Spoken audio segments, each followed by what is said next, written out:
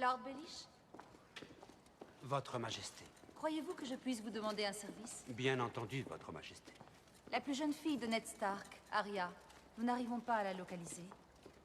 Si elle s'est échappée de la capitale, Winterfell semble sa destination logique. Pourtant, mes amis du Nord ne signalent aucune trace de sa présence. Curieux. Si nous décidons de négocier avec les Stark, cet enfant a de la valeur. Si quelqu'un la retrouve, vous savez ce qu'on dit sur les Lannister et leurs bêtes. Eh bien, vous pourriez demander à Varys où elle est. Il saura vous donner une réponse, mais faudra-t-il le croire? Moi-même, j'ai toujours eu du mal à faire confiance aux eunuques. Qui sait ce qu'ils veulent? Un oiseau moqueur.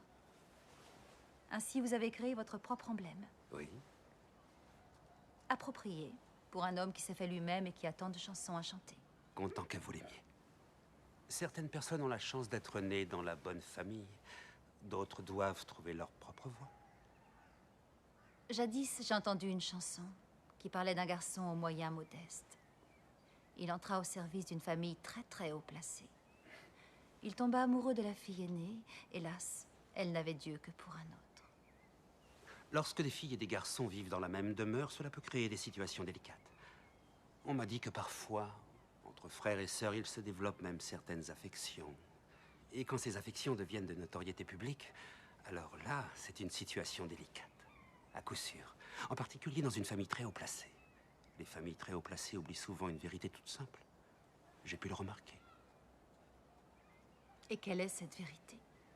Le savoir, c'est le pouvoir. Arrêtez-le! Tranchez-lui la gorge. Arrêtez! Attendez.